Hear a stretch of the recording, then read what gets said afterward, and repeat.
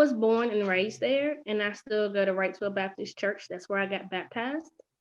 I got baptized when I was 10 years old by Reverend Preston, me and my sister Kim Jordan. And actually, Wrightsville is very sentimental to me because of my grandparents live there. My mom was there. It's like my home place there, and it's like comfort. It's nice, even though right now there's hardly anything there.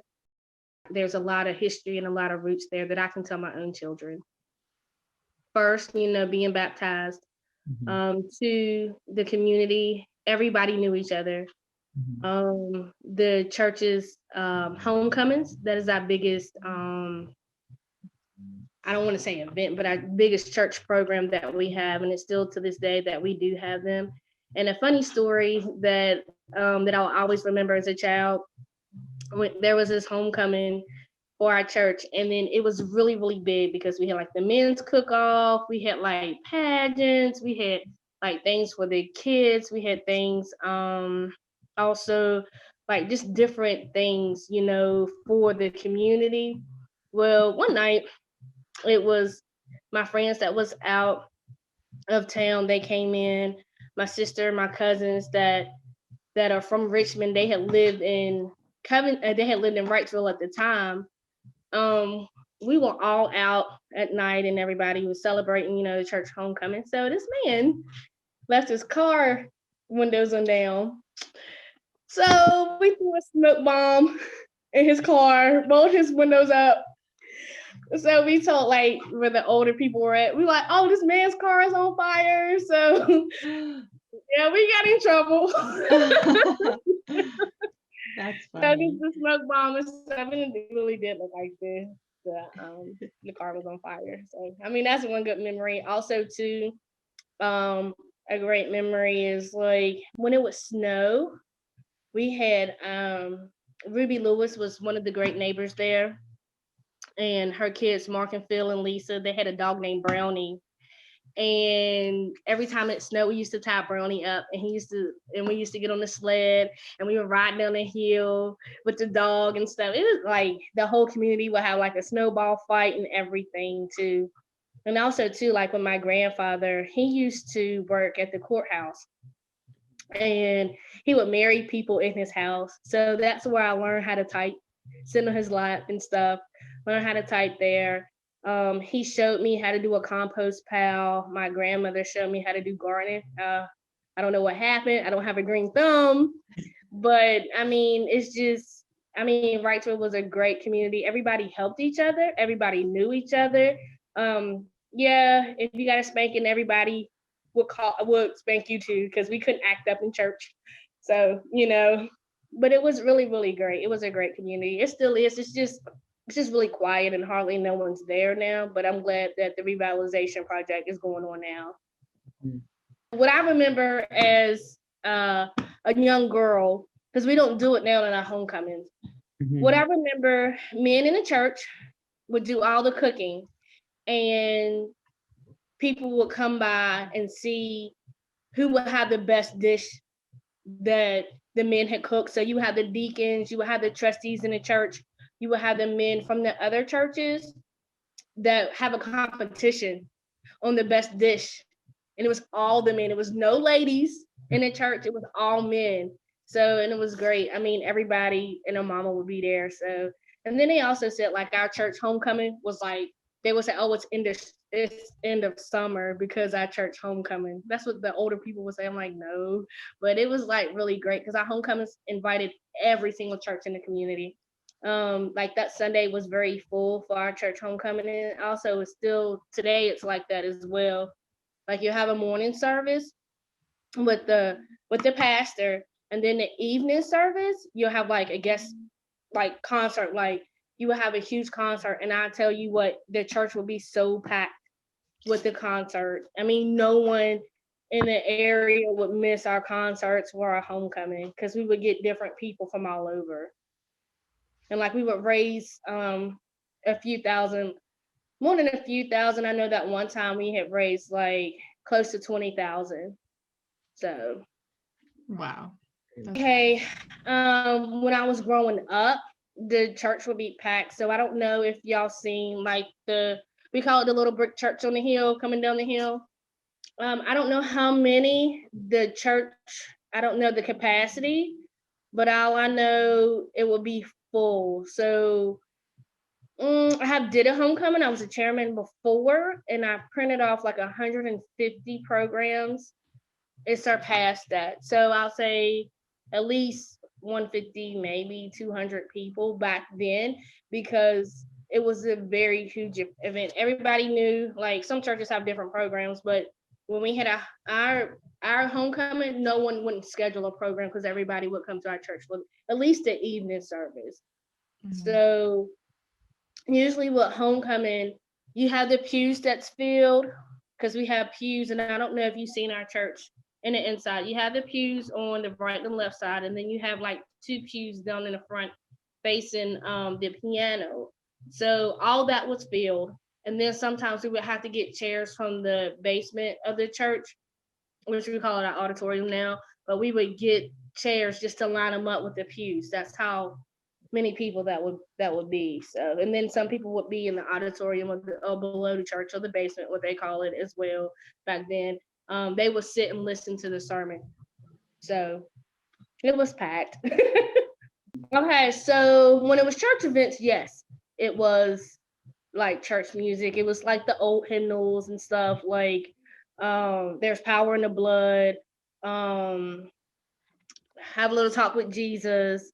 It would be like or Blessed Assurance. That's like one of the main songs that's really sung at homecoming.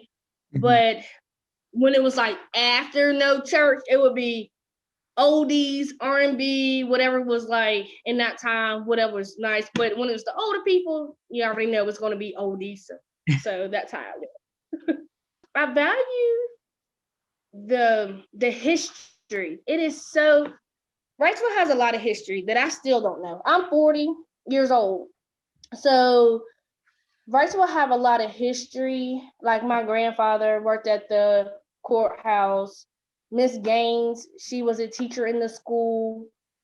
I mean, we had Miss Alma, she did a lot of stuff. I mean, it was like so, like there, I mean, the Black people there was like prominent in the community, not just Wrightsville, but throughout Alleghany County. And not only that, the strength of everybody that was there, everybody helped you. Everybody wanted to make sure that everybody in the community was going to get where they wanted to go. Like their goals was accomplished. Everybody was just so kind-hearted to help you. So that's what I value. It was like the heart of Wrightsville was the people, because everybody loved one another. Um, Dr. Calvin McClinton, he has the Golden Arrow Plaza. I don't know if you guys had seen that, but every year he has like a Wrightsville festival, and that's every year. But last year we didn't have it because of COVID. This year we probably won't have it either because of the project is going on. And what he does is actually have different people come from different countries, have local bands. He has like to perform, or even bands out of, I guess, Roanoke or so, have bands to perform like on a Friday night. He has comedians that come from Richmond.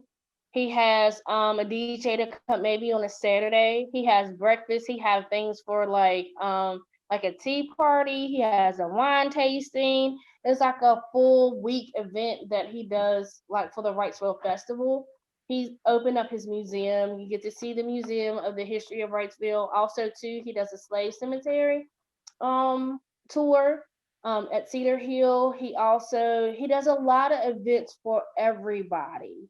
And he includes, like the city, well, the county. He includes like the everybody in the community. Also, Calvin is actually a great asset to Wrightsville, because he would, with his restaurant that he had, he would make meals for the community as well, like on Sundays and stuff. He would just, like when my grandmother was living and Miss Gaines was living, he would make sure that they would have something to eat. They didn't want for nothing, but he was like so kind-hearted and generous. That was just anybody. It wasn't just my grandmother and my and Miss Gaines. But I mean, Dr. Calvin is like a real great asset because he tried to keep it, up so everybody can know what's going on in Wrightsville or just the history. Yeah. Actually, it's not just a Wrightsville festival. He had people coming from New York, Russia. I mean, he also had interns, from Howard. I mean, he had different people that was selected for the different topics of the day. And then anybody could come, anybody from Roanoke, anybody could come. That's So, cool. but yeah, and also too, the community backed him up. There was a lot of support. Like, I would volunteer my time just to help him with anything. Like, he used Blue Ridge Vineyard with Barb to do a wine tasting. And it was people that was here in the community of Covington, Wrightsville, Alleghany County, Clifton. I mean, you have Roanoke. I mean, we had people there. So, I mean, just different events like draws different, types of people and stuff or whatever you want to do. And that's how he set his festival. It wasn't one standard. You know how like sometimes you have a festival and it's just like one thing, like maybe you might have like a strawberry festival. You're going to do strawberry jam, strawberry this. No, it was just different. It was cultural diversity and everything. So he would try to incorporate everybody, like the diversity. That's what made it so unique. And you got to meet different people from different areas. So that made it like really cool too. Yeah. My grandma's house. It's my grandma's house. My grandma's house. It's right off 220. I was born and raised. I mean, that's the first place, and the second place would be the church. I know I'm supposed to put the Lord first, but my grandma's house. That's where, like, really, I was born and raised. Because actually, to be honest, it's the church, and then that little small house beside the church. I lived there growing up, and then the museum. I used to live there as well. Oh wow. But my grandma always lived there. So since I lived so close to grandma, I would just walk down and ride my bike and everything. That's where my memories are at. I mean, my grandma used to get on me. I was spoiled, but that's where my wholehearted memories at. And then the church, I got baptized there. That's where I first learned how to love the Lord and be grateful and, so those are my two favorite places.